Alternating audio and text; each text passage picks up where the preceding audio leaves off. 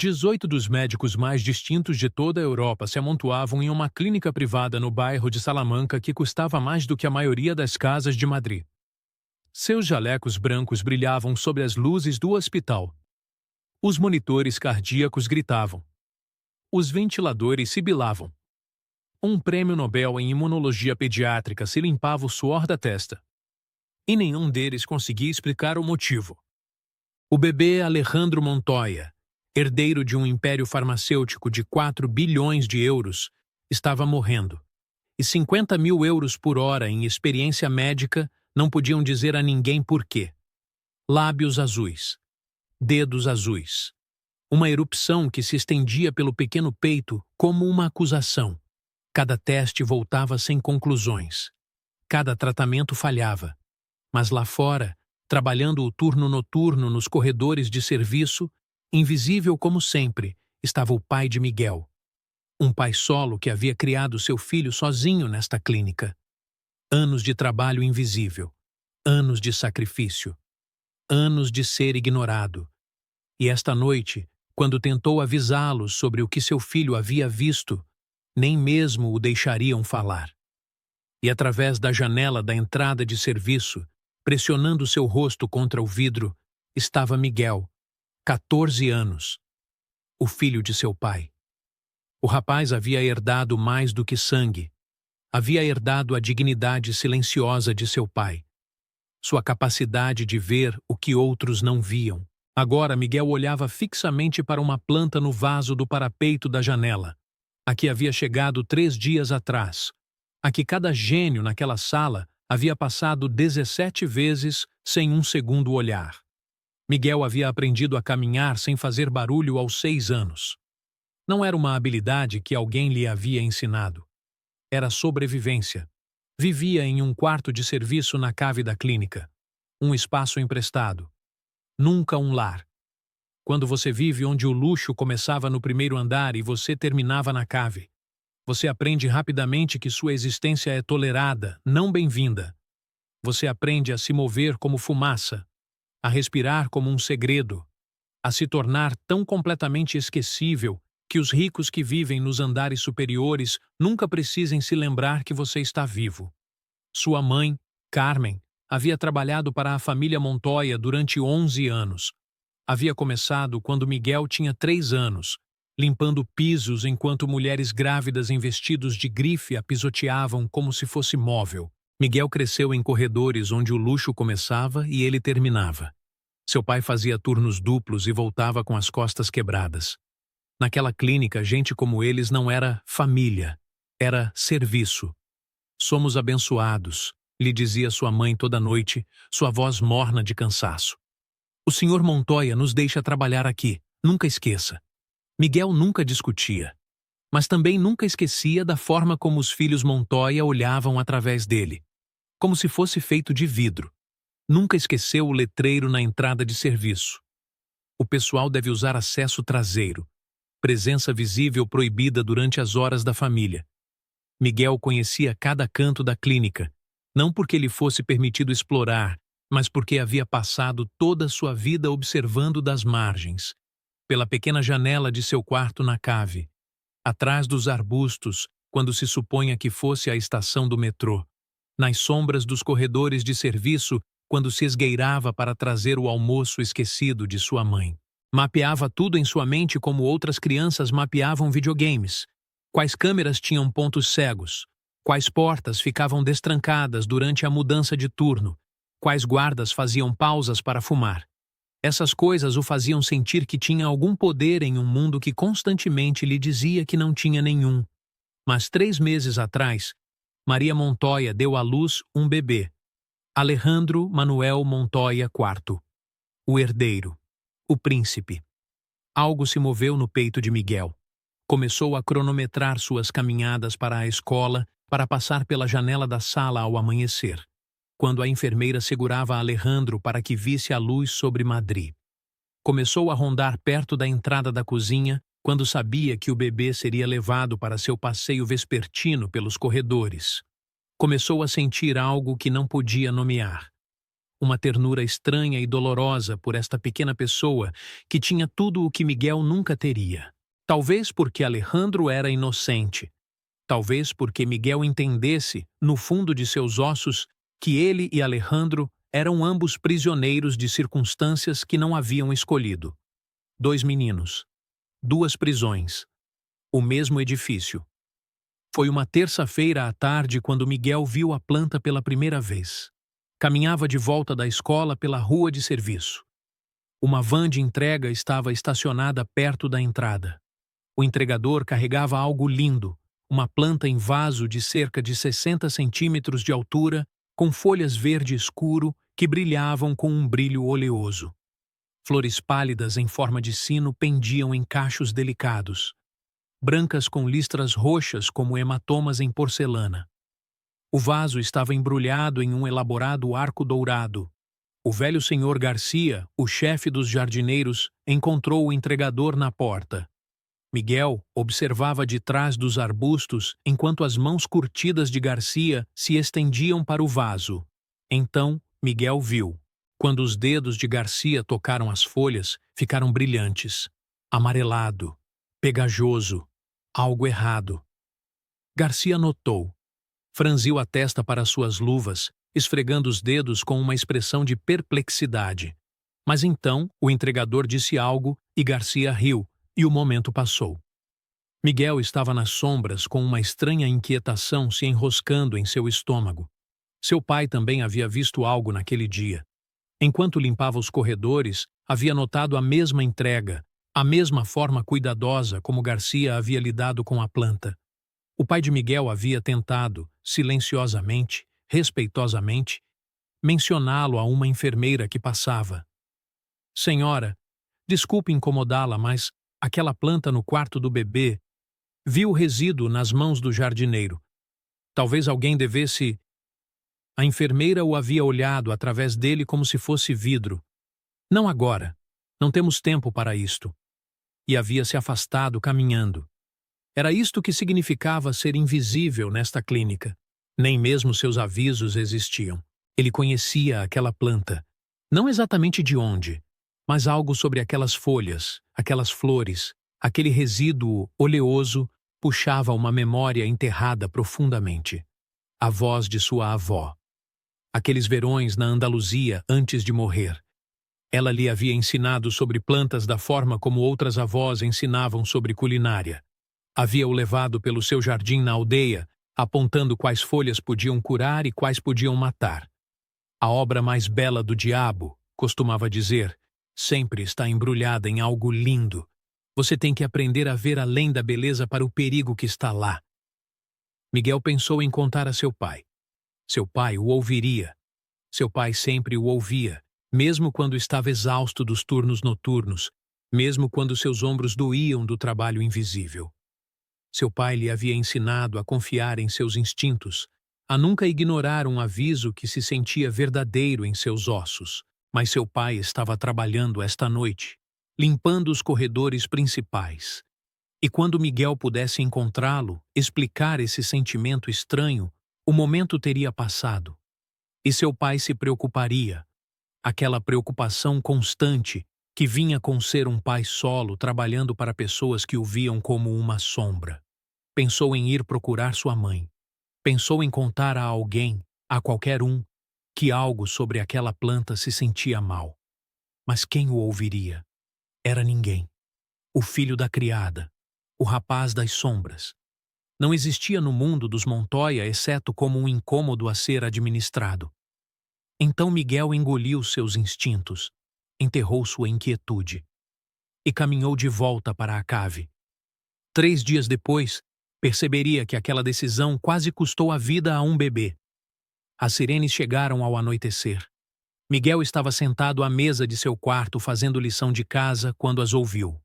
Distantes no início, depois mais altas, mais perto, mais urgentes. 3 ambulâncias vieram rasgando a rua pela via privada, seguidas de SUVs pretos e 2 helicópteros que desceram sobre o telhado como pássaros mecânicos de rapina. Sua mãe irrompeu pela porta da cave, seu rosto pálido e as mãos tremendo. Algo está errado com o bebê. Algo muito errado. Estão chamando médicos de toda parte. Ela partiu antes que Miguel pudesse dizer uma palavra. Seu pai apareceu momentos depois, ainda em seu uniforme de serviço, seu rosto manchado de exaustão e pânico repentino. Havia deixado seu posto no momento em que percebeu para onde Miguel estava indo. Sem uma palavra, puxou Miguel perto, um raro momento de emoção visível. Fique aqui, disse seu pai tranquilamente. Mantenha-se perto da cave, não se aproxime da clínica principal, entende? Mas Miguel podia ver algo nos olhos de seu pai. Um conhecimento. Um reconhecimento de que seu filho havia herdado o dom de sua avó. A capacidade de ver o que outros não podiam. Pai, começou Miguel. A planta! Ah, sei que você está preocupado, filho, disse seu pai, apertando seu ombro. Posso ver em seu rosto. Mas algumas coisas não são da nossa conta. É assim que sobrevivemos aqui. Seu pai foi embora para ajudar, para ser invisível, para fazer seu trabalho. Miguel ficou na janela durante horas, observando a clínica brilhar com luzes, observando figuras em jalecos brancos correrem pelos corredores, observando sombras de caos, e profundamente em seu ventre, sob o medo, um pensamento continuava surgindo. A planta. A planta. A planta. Seu pai lhe havia ensinado a sobreviver sendo invisível. Sua avó lhe havia ensinado a agir quando importava. Esta noite, ele teria que escolher qual herança honrar. Miguel se aproximou mais do que deveria ter. Os equipamentos de segurança estavam muito distraídos pela emergência médica para patrulhar. Ele se esgueirou pelos corredores como um fantasma, se posicionando com uma linha clara de visão. O que viu gelou seu sangue. O bebê Alejandro estava no centro de um furacão médico, cercado por mais equipamento do que Miguel jamais havia visto. Os tubos se estendiam de seus braços. Os monitores rastreavam batidas que gaguejavam e vacilavam. Sua pele era azul acinzentada, coberta com uma erupção que se espalhava enquanto Miguel observava. Através da janela, Miguel podia ver os médicos discutindo. 18 cabeças, 18 títulos, 18 especialistas, e todos estavam perdidos. No canto, Ricardo Montoya estava quebrado. O bilionário que comandava conselhos estava agarrando a mão de sua esposa com desespero de punhos brancos. Maria Montoya não havia parado de chorar durante horas. Seu bebê estava morrendo. E todo o seu dinheiro não podia salvá-lo. E então os olhos de Miguel encontraram o parapeito da janela. A planta estava lá, flores brancas com listras roxas, pálida, linda, fora de lugar. Era invisível para eles, parte da decoração de fundo. Assim como Miguel, as lições de sua avó surgiram com dolorosa claridade. Está aqui, escutou sua voz. Flores brancas com listras roxas, isso é dedaleira, digitalis. Os médicos elegantes a conhecem como remédio para o coração, mas apenas em doses minúsculas. Os olhos nessas folhas? Glicosídeos cardíacos. Nem mesmo respirar o ar ao redor deles durante dias. Um pequeno coração de bebê não pode lidar com isto. O suficiente para reconhecer aquelas folhas. O suficiente para entender com crescente horror o que estava acontecendo com o bebê Alejandro.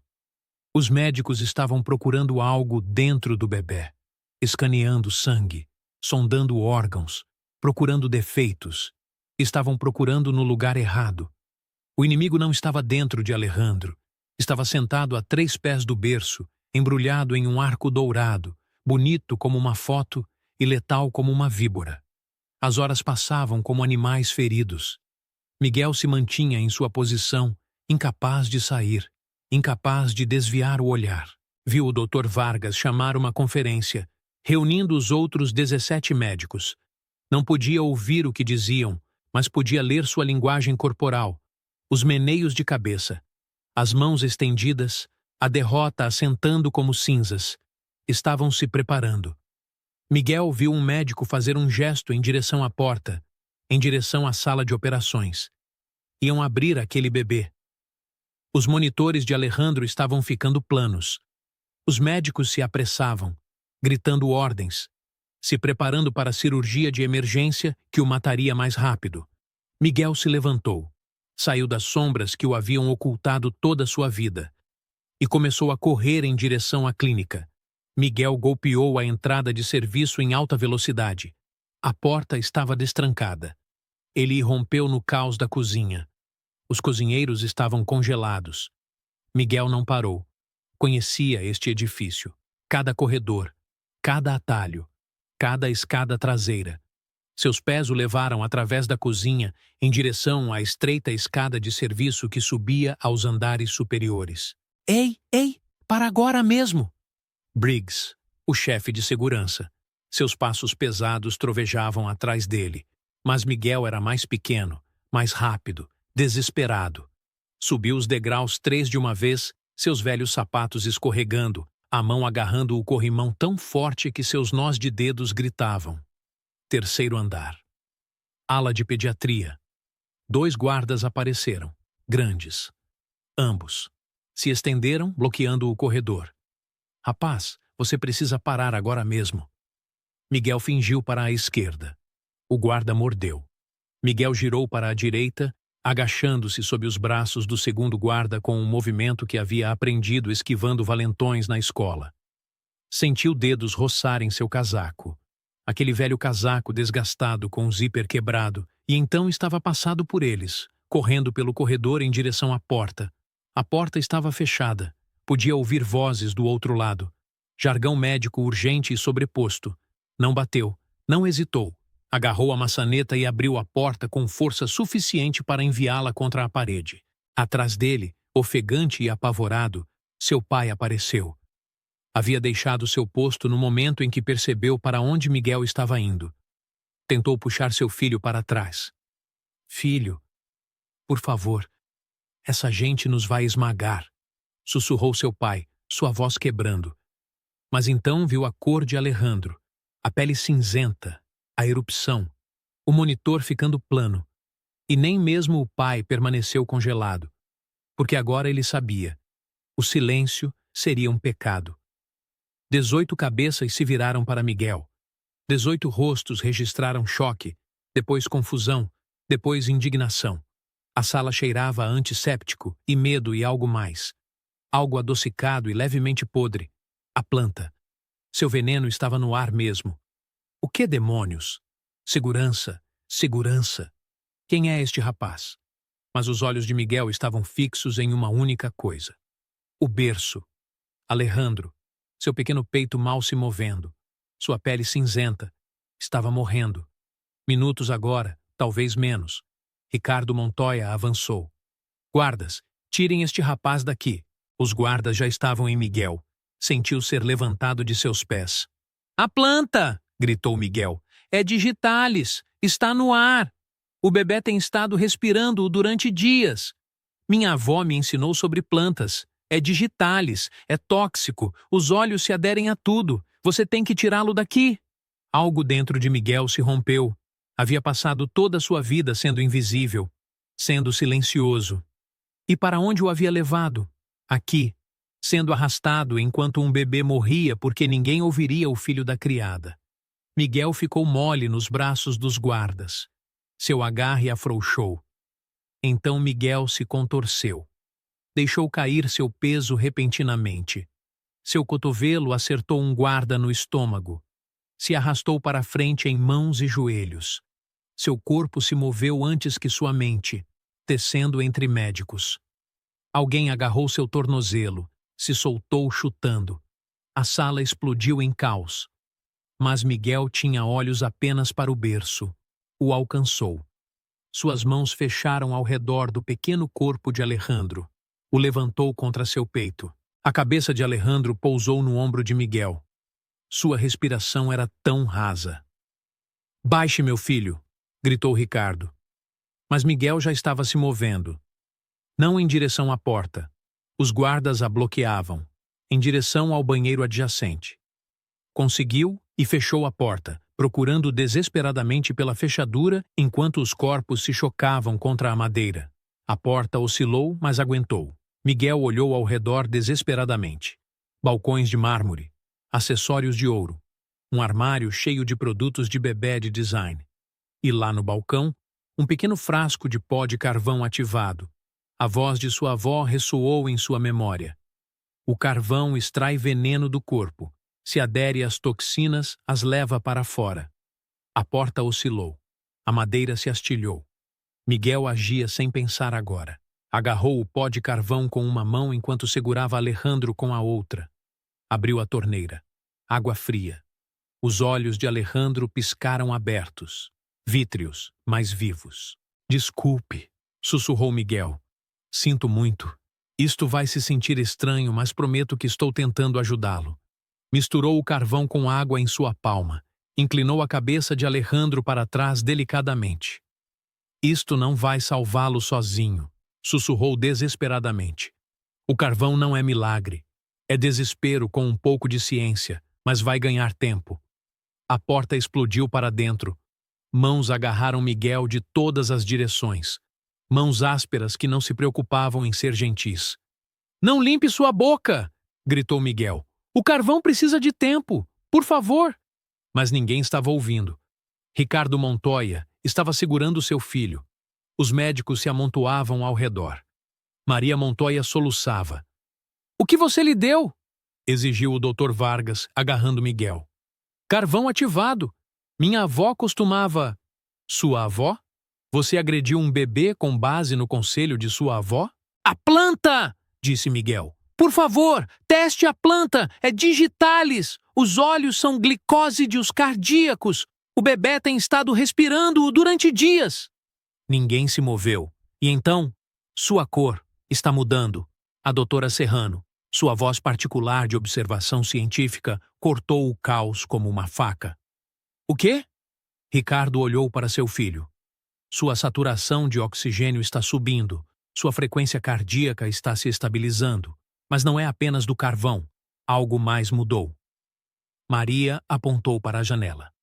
A planta se foi. O Dr. Vargas ficou pálido. A exposição ambiental. Os olhos não eram um sintoma. Eram a fonte. Miguel não podia ver Alejandro, mas podia ver os rostos dos médicos. Choque substituído por ceticismo. Confusão substituída por desprezo. 18 médicos de renome mundial perceberam que algo impossível estava acontecendo. Baixe-o, disse Ricardo tranquilamente. A pressão em Miguel se liberou. Ficou lá um momento, assustado. Então lentamente se empurrou para seus joelhos. Ricardo o estava olhando. Alejandro o estava olhando também. Seus olhos claros agora, focados. A planta? Disse Miguel. Por favor, teste a planta. O Dr. Vargas saiu. 2 minutos depois, Miguel o escutou gritar. Equipe de contaminação aqui. Todos os que tocaram aquela planta precisam lavar as mãos. Liguem para o Centro de Informação Toxicológica. Intoxicação por digitalis. Miguel fechou os olhos. Acabou. Alejandro ia viver. Horas depois, quando Ricardo Montoya procurou Miguel para agradecê-lo, encontrou seu filho de pé com o pai. Os olhos de Ricardo se encontraram com os do pai pela primeira vez, não como empregador e empregado, mas como um homem reconhecendo a coragem de outro homem. Você tentou nos avisar, disse Ricardo tranquilamente. Você também viu, e o ignoramos. Sinto muito. Sinto muito ter te feito invisível, por não ter te ouvido, por achar que seu aviso não importava. O pai de Miguel não disse nada, mas colocou sua mão no ombro de seu filho, e aquele toque dizia tudo. Orgulho, medo, amor, e o conhecimento de que seu filho havia feito o que nenhum deles podia fazer sozinho. 1 ano depois, Miguel estava de pé em frente a um edifício que levava o nome de sua avó. O centro de cura Miriam brilhava sob o sol de Madrid. Suas paredes de vidro refletiam os jardins ao seu redor, jardins que Miguel mesmo havia ajudado a desenhar, cheios de plantas medicinais que sua avó lhe havia ensinado a reconhecer. Lavanda para a ansiedade, camomila para o sono, equinácea para a imunidade. Em uma estufa cuidadosamente controlada, trancada, havia uma coleção de espécimes tóxicos usados para treinar médicos. Hoje era a grande inauguração. Miguel ajustou o colarinho de seu novo terno. Sua mãe apareceu ao seu lado, Carmen se havia transformado. A tensão em seus ombros havia diminuído. As linhas de preocupação se haviam suavizado. Ela se parecia mais reta. Falava mais alto. Era a diretora de alcance comunitário. Um escritório com seu nome na porta. Uma voz em decisões que afetavam milhares. "Você está pronto?" perguntou. "Não sei", admitiu Miguel. "Há muita gente lá fora." Carmen sorriu. "Há muita gente lá fora por sua causa, bebê." Vieram ver o rapaz que salvou o filho de um bilionário com carvão de cozinha e a sabedoria de sua avó. Miguel subiu ao pódio com as mãos tremendo. "O nome de minha avó era Miriam. Ela nasceu sem água corrente. Nunca aprendeu a ler. Nunca foi à escola além da 4ª série. Por toda medida que o mundo usa para decidir quem importa, ela era ninguém. Mas salvou mais vidas do que a maioria dos médicos jamais salvarão. Ela costumava me dizer que nosso conhecimento era nossa herança. Não dinheiro. Não terra. Apenas o que ela colocou em minha cabeça. Por muito tempo, estive envergonhado. Queria escapar de onde eu vinha. Eu estava errado. Aquele conhecimento salvou a vida de um bebê quando 18 médicos com os melhores títulos do mundo não conseguiam descobrir o que estava errado. Isso não é apesar de meu passado. É por causa de meu passado." Enquanto Miguel falava, Maria liberou a mão de Alejandro. O bebê começou a caminhar em pernas instáveis. Alejandro navegou através de adultos e parou na borda do pódio. "No colo! Me pega!" Miguel desceu e levantou Alejandro. O bebê se aconchegou contra seu peito. "Mig", disse Alejandro. "Mig." A multidão explodiu. Miguel segurou o bebê perto, forte e constante e vivo. Este bebê que quase morreu em seus braços agora estava dizendo seu nome. Uma vida salva. Uma conexão feita. Uma ponte construída entre dois mundos que nunca foram destinados a se tocar. E Miguel pensou em sua avó em algum lugar além. "Obrigado, avó", pensou. "Mantive minha promessa. Usei o que você me ensinou quando importava e vou continuar usando todos os dias pelo resto de minha vida." Alejandro gorgolejou felizmente. Miguel riu. Uma risada real, livre, completamente desarmada. Não era mais o rapaz nas sombras. Era Miguel. Curador. Professor. Construtor de pontes. O neto de sua avó. E sua história estava apenas começando.